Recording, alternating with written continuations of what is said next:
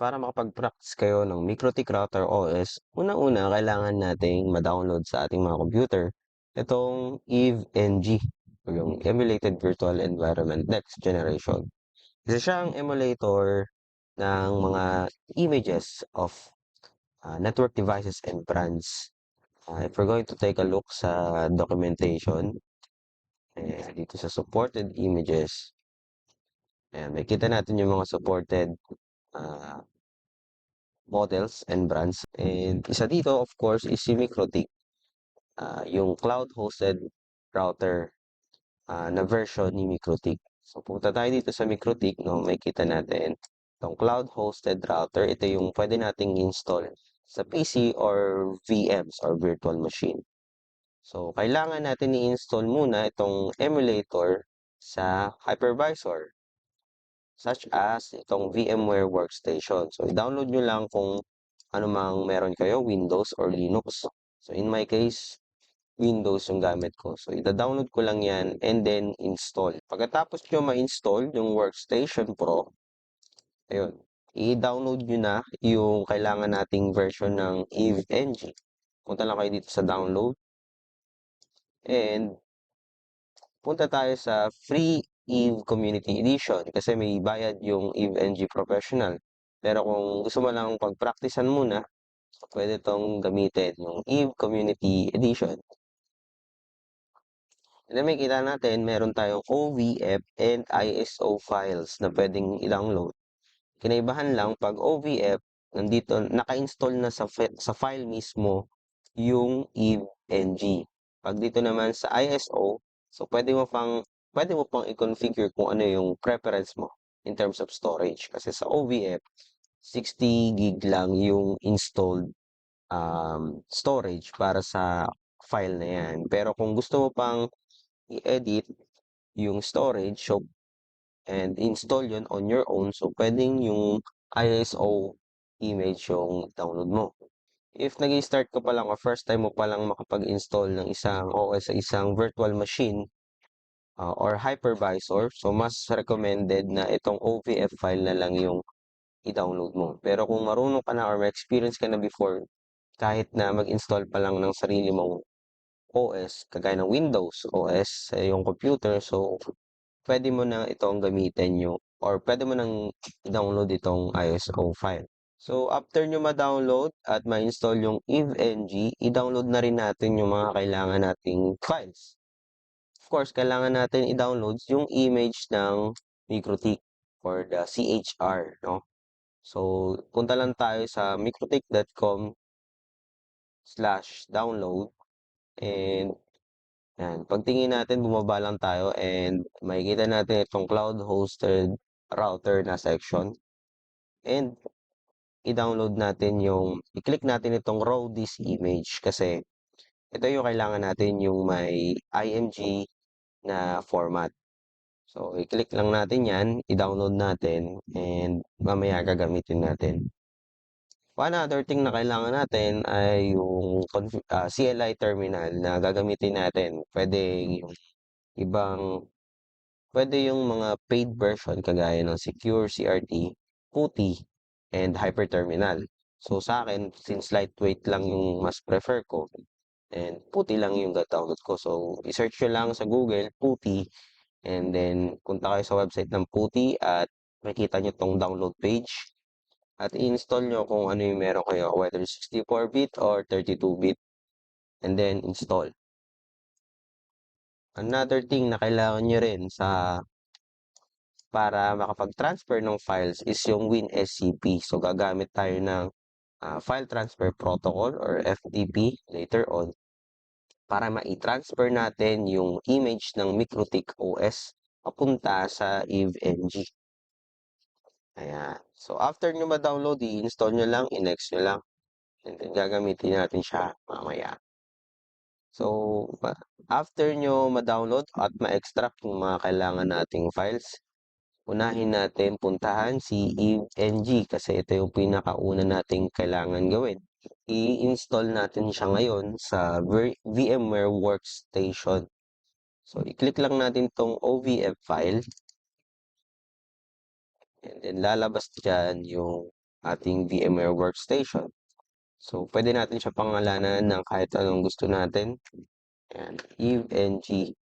And then, automatic naman siyang magkakaroon ng storage path. Pero kung may prepare kayong storage location, kunyari, yung drive din nyo, dun nyo siya ilalagay since more on backup siya. So, pwede rin yun. eve-ng.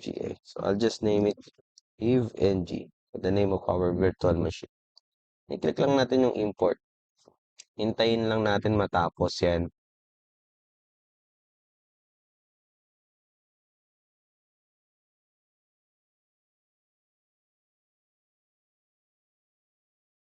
After matapos yung importing, so lalabas na siya dito.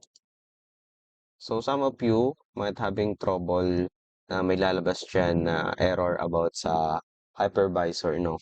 So make sure na naka-enable tong virtualize Intel if gamit nyo ay Intel processor or AMD if AMD naman yung gamit nyo. And also, itong Windows features.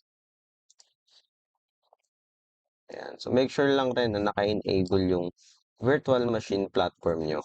And then, after natin ma-set up yun, ma-check natin. So, i-click lang natin tong power on this virtual machine. And then, may lalabas dyan, hintayin nyo lang. And then, i-click nyo lang yung Ubuntu. Hmm.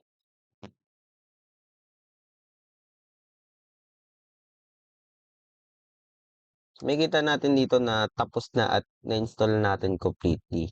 Nakikita natin dyan itong eve-ng na prompt na yan. At nakalagay dyan yung default credentials niya. Na username niya is root at ang password niya ay EVE.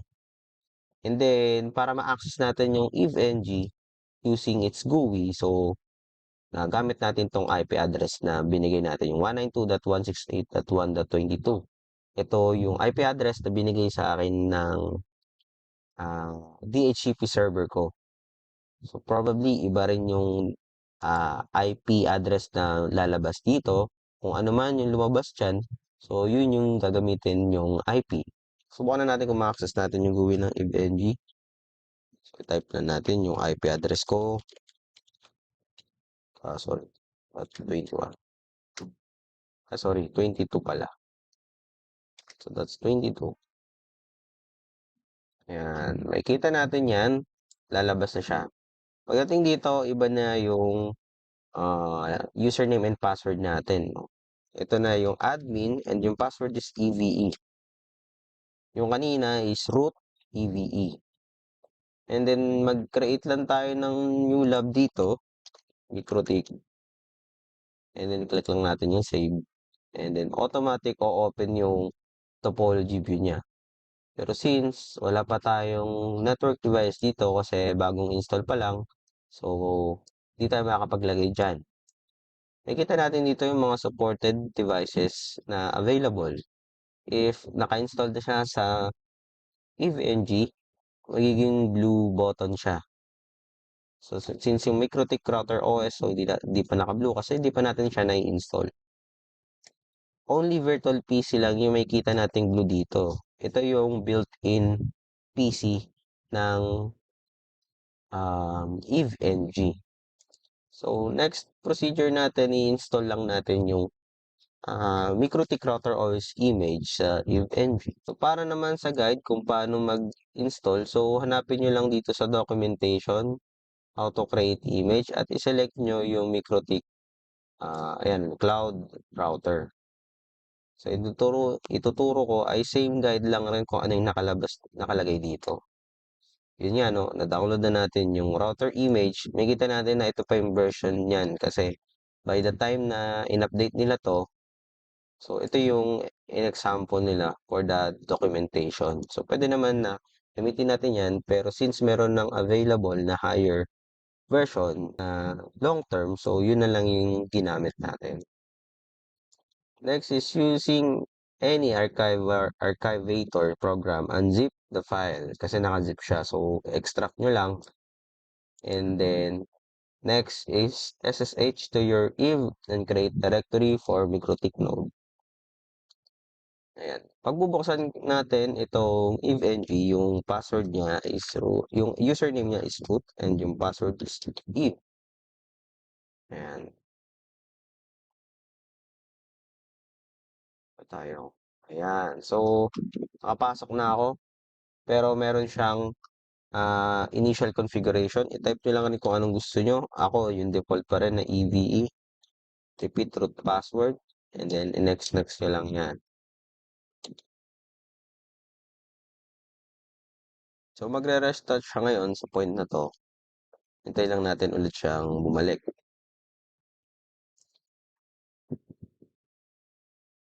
So, again, login tayo yung Eve and, sorry, oops. Ayan. So, ang password, username password ay root at ang password ay EVE. So, kailangan natin i-run itong configuration na to para makapag-create tayo ng directory or folder sa loob ng EVE-NG natin. Pero hindi natin to makakopy basta-basta pagka naka-workstation tayo. That's why, kailangan natin itong PuTTY. So, dapat na-install nyo na siya. And buksan lang natin yung PuTTY. Ayan. So, i-connect tayo sa ating VM using SSH. So, gamitin lang natin yung IP address na nakita natin dun sa login kanina, which is yung sa akin is 1.22. So, probably magkaiba tayo niyan. And then, i-click natin yung open and then click lang natin yung accept. And login as root. Ito yung highest privilege na available para dito sa Eve engine natin. Yung password natin is yung kanina yung EVE. So, in that way, using the terminal of PuTTY, so makakapag-copy paste na tayo ng mga commands na nandito. So, mas madali na, hindi na natin siya iisa-isahin. So, i-copy lang natin to and then i-paste natin. Ayan, make directory. Pero make sure natin no, na hindi babaguhin pa natin to. Kasi yung iba na yung version na dinownload natin. So, balik tayo dito. Itong 6.49.8. No? So, yun lang yung papalitan natin. So, mamaya i-delete na lang natin yan. No? So, 6.49.8. Ayan. Ayan. And ngayon, kailangan natin ngayon i-transfer yung image file and upload the CHR image file to the created directory. So, kailangan natin i-transfer itong CHR 6.49.8 sa ating EVE-NG, no? Gagamitin lang natin yung dinownload natin kanina na WinSCP. Punta lang tayo dito sa new tab and ito na natin itong new site. And i-type natin yung IP address kanina. And huwag na natin baguhin to, itong port 22. Ito rin yung same port number na ginamit natin kanina sa SSH. Lagay lang natin yung root and yung password natin na EVE. And then login. Click lang natin yung yes. And then finally, na-access na natin ngayon yung files ng EVE-NG natin. So ngayon, sabi dito, pupuntahan natin tong folder ng op, unit lab, add-ons, Kemu, and dun sa folder na create natin na 6.49, then i-transfer natin yung files. So paano yun? Again, punta tayo doon sa pinakaunang-una. Ayan, yung pinaka-root. Click lang natin to. And then punta tayo sa op, unit lab, ano yung next, add-ons, and Kemu. And then, ito yung kanina, no, yung mali nating na-create kanina, yung 6.40.4, pwede nyo na siyang i-delete. Yan. So, ito na lang yung gagamitin natin mamaya. Then, lagay natin dyan yung dinownload nating image na 6.49.8. And then, after nyan, i-run natin tong command na to. I-convert niya yung image file na yan papunta sa supported format niya na HDAQCOW2. Yan. So, balik tayo doon sa ating terminal, sa PuTTY. Then, i-paste lang natin yung, yan, sorry. So, kailangan muna natin tong puntahan, tong directory na to. I-copy nyo lang yan. And then, cd, change directory, and i-type natin yan. Ilagay natin to, i-copy lang natin, and then i-paste natin. Sorry, dahil nga mali kanina, no, so palit natin. 0. Tab lang natin pag di natin alam, no. And then, yung hda.qcow2. So, again, ito yung kailangan nating ilagay, no.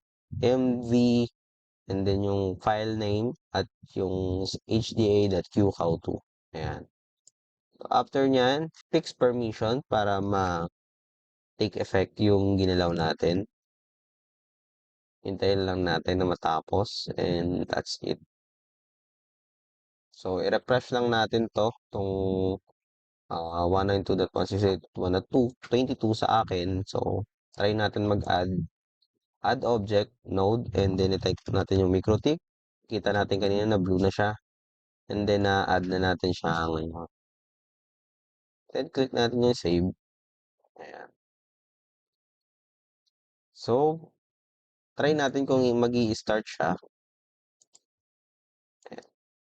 I-right click lang natin and start. So dapat mag-Google yan. Some of you may encounter the problem na hindi siya nag-i-start. So, one main factor dyan, itong virtualization engine, no? Yung virtualized Intel VTX, kailangan ma-enable nyo yan. And probably, meron ring mga issue na hindi by default is naka-disable yung virtualization feature sa BIOS nung computer or laptop nyo. So, make sure na naka-enable rin yun. If may mga error na lumalabas, i-search nyo lang siya sa Google kung paano mare-resolve. Pero lahat naman halos supported talaga ng virtual machine. So that's it, no, na kita natin. And tingnan natin kung mata-telnet natin. Ayan. So kita natin, lalabas na to. So para ma-access yan, that's for the next video.